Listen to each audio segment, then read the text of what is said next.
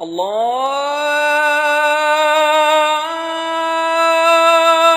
أكبر الله أكبر الله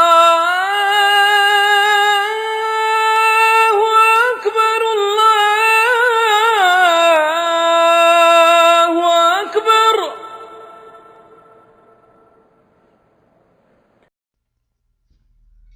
السلام علیکم ورحمۃ اللہ وبرکاتہ. الحمدللہ رب العالمین والصلاة والسلام علی رسول اللہ. اما بعد، یہ انک کا دوسرا سالانہ اجتماع ہے. فضیلت شیخ راشد خلیوی خالدی تمام ساتھیوں کو میں شکر ادا کرتا ہوں.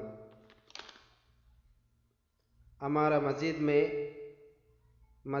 عقل بن حسین الحسن جمعہ کے دن نماز عشاء کے بعد اردو بنگالی زبان میں دروس ہوگا. تمام حضرات سے گزارش ہے اس دروس میں شامل ہونے کے لیے کوشش کرو. جزاک اللہ خیر.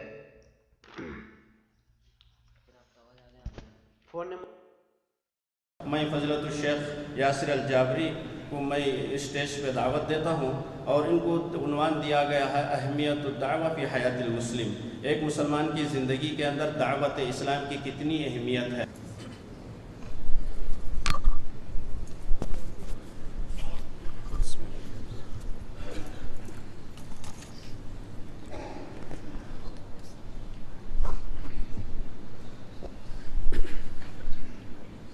السلام علیکم ورحمۃ اللہ وبرکاتہ.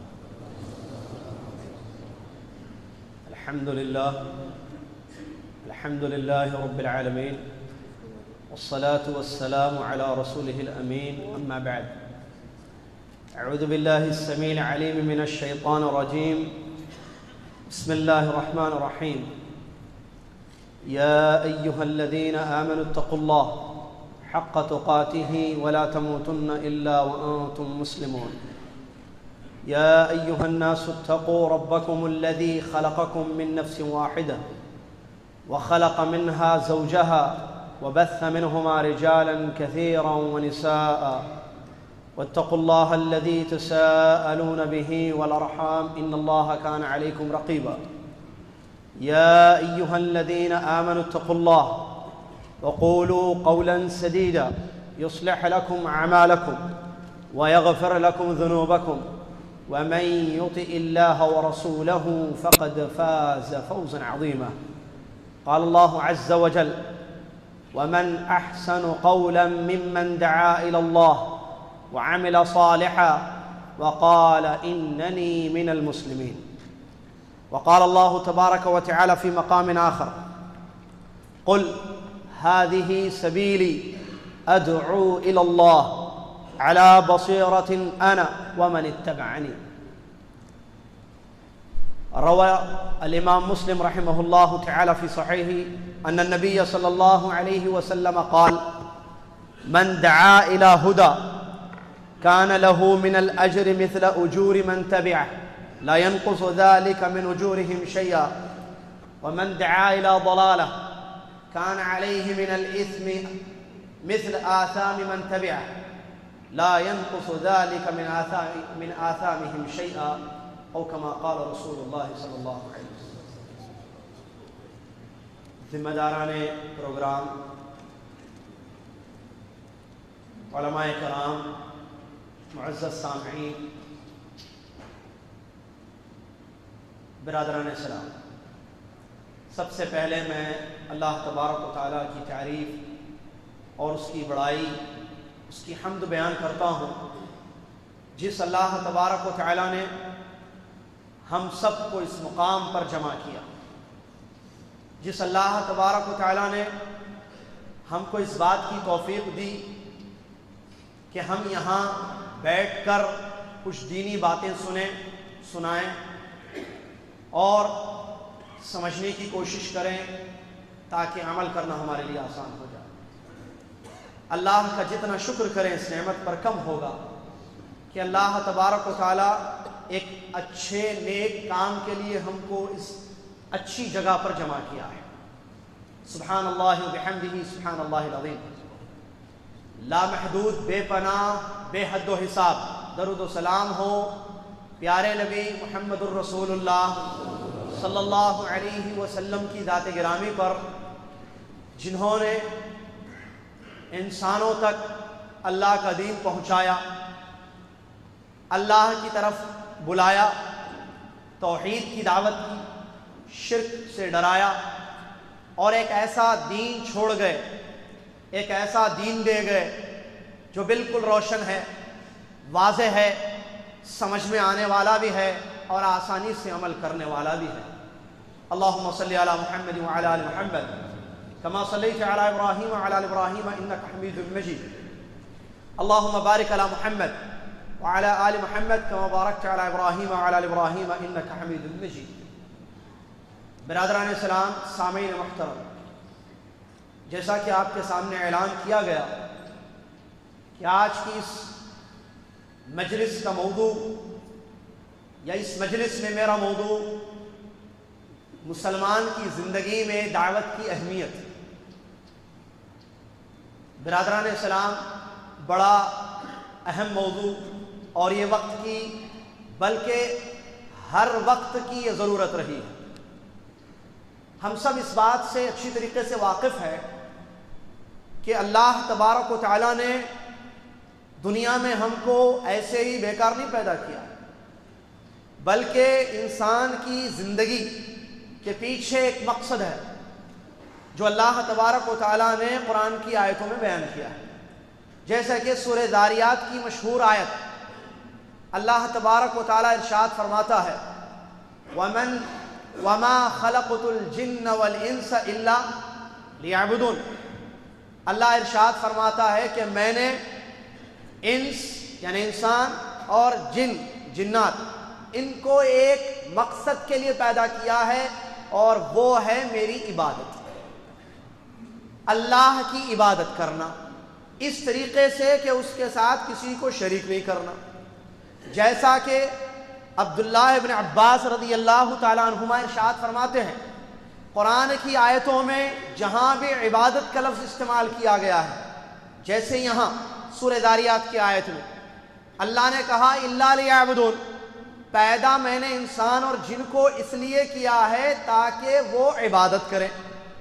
دوسری جگہ عبادت کا لفظ استعمال کیا گیا ہے یا ایھا الناس اعبدوا ربکم الذی خلقکم والذین من قبلکم لعلکم تتقون، اے لوگو عبادت کرو اس رب کی جس نے تم کو اور تم سے پہلے لوگوں کو پیدا کیا ہے، لعلکم تتقون، شاید کہ تمہارے دل ڈرنے لگے۔ یہاں بھی عبادت کا لفظ استعمال کیا گیا۔ تو اس طرح جہاں بھی قرآن مجید کی آیتوں میں عبادت کا لفظ استعمال ہوا ہے، صحابی رسول مفسر قرآن ابن عباس رضی اللہ تعالی عنہما ارشاد فرماتے ہیں کہ اس کا مطلب ہے توحید، کہ اللہ کی عبادت ہو، صرف اس کے ساتھ کسی کو شریک نہیں کیا جائے، ملاوٹوں سے پاک، خالص ایک اللہ کی عبادت کرنا، یہ مطلب ہے عبادت کا، جو توحید ہے، جو کلمہ لا الہ الا اللہ میں بیان کیا گیا کہ اللہ ہی حق اور سچا معبود ہے، چنانچہ انسان اللہ کی عبادت کرے۔ تو یہ ہماری زندگی کا مقصد ہے۔ ہماری سے مراد ساری انسانیت کا، سارے جنات کا، ان دو مخلوق کا یہ مقصد ہے کہ یہ اللہ کی عبادت کریں۔ اب یہاں سے بات سنیں کہ عبادت ایک مقصد ہے، ایک ذمہ داری ہے، ایک کام ہے۔ کیسے اللہ کی عبادت کرنا اور کس طریقے پر اللہ کی عبادت کرنا، اس کے لیے کچھ شروط ہیں، ضوابط ہیں، اصول ہیں، کنڈیشنز ہیں، یہ سب بتانے کی ضرورت ہے، اور یہ بغیر دعوت کے ناممکن ہے۔ ضروری ہے کہ انسانوں کو جس مقصد کے لیے پیدا کیا گیا اس مقصد کی طرف بلایا بھی جائے، ان کو سمجھایا جائے، ان کو بتایا جائے کہ تم اپنے مقصد میں کیسے کامیاب ہو سکتے ہو، تم کیسے اللہ کی عبادت کر سکتے ہو۔ اس کے لیے ضروری ہے دعوت، اس کے لیے ضروری ہے تبلیغ۔ اس کے لیے ضروری ہے بلانا، اور یہ ذمہ داری ہے۔ اللہ تبارک و تعالیٰ نے آسمان سے کتابیں نازل کی اور ہر قوم اور ملت میں ایک پیغمبر اور ایک رسول کو بھیجا۔ کیوں؟ تاکہ وہ لوگوں کو اللہ کی توحید کی طرف دعوت دیں۔ ارشاد باری ہے وَمَا أَرْسَلْنَا مِن قَبْلِكَ مِن رَّسُولٍ إِلَّا نُوحِي إِلَيْهِ أَنَّهُ لَا إِلَٰهَ إِلَّا أَنَا فَاعْبُدُونِ۔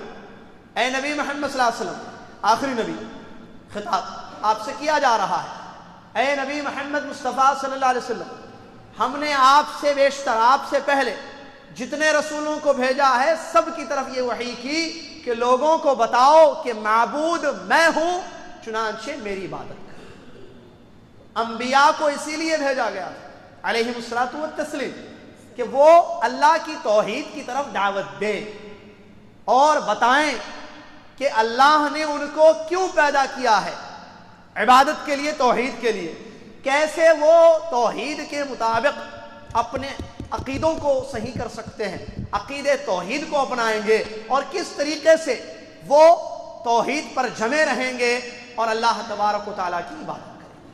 تمام انبیاء کا کام یہی تھا کہ لوگوں کو بتائیں کہ اللہ تبارک و تعالیٰ کی عبادت کیسے کرنی ہے۔ یہاں سے دعوت کی اہمیت معلوم ہوتی ہے۔ قرآن مجید کی آیتوں کا اگر ہم مطالعہ کریں تو اللہ تبارک و تعالیٰ نے یہ جو فریضہ ہے، یہ جو ذمہ داری ہے، دعوت پہنچانا، تبلیغ کرنا، یہ اس ذمہ داری کے بارے میں، اس فریضہ اسلام کے بارے میں جس قدر تاکید آئی ہے قرآن کی آیتوں میں، اور کسی فریضے کے سلسلے میں نہیں آئی، چاہے وہ نماز، زکوٰۃ کیوں نہ ہو۔ آپ دیکھیں قرآن مجید کی آیتوں میں اللہ تبارک و تعالیٰ نے بہت سارے پیغمبروں کا تذکرہ کیا ہے اور ان کی دعوت کا ذکر کیا ہے، اور ان کی دعوت پر جنہوں نے لبیک کہا اور جو اس دعوت کو قبول کیے، ان کے لیے دنیا میں کیا اجر اور ان کے لیے اخروی زندگی میں اللہ تبارک و تعالیٰ نے کیا اجر رکھا ہے، اس کو تفصیل کے ساتھ بتایا گیا ہے۔ وہیں پر قرآن مجید کی ڈھیر ساری آیتیں ایسی ہم کو نظر آتی ہیں، ایسی ہم کو ملتی ہیں، جہاں پر اللہ تبارک و تعالیٰ نے ان لوگوں کے بارے میں بیان کیا ہے جنہوں نے روئے زمین پر، اللہ کی زمین پر بس کر اللہ کی توحید کا انکار کیا اور شرک میں ملوث ہوئے، دعوت کا وہ ٹھکرا دیا، دعوت کو قبول نہیں کیا، انبیاء کی دعوت سے اعراض کیا، تو ان کا ذکر تفصیل کے ساتھ قرآن کی آیتوں میں بتایا گیا ہے، اور ان کے ساتھ دنیا میں کیا کچھ ہوا، کیسے کیسے عذاب آیا، چاہے وہ قوم نوح کا واقعہ کیوں نہ ہو، ابراہیم علیہ السلام کی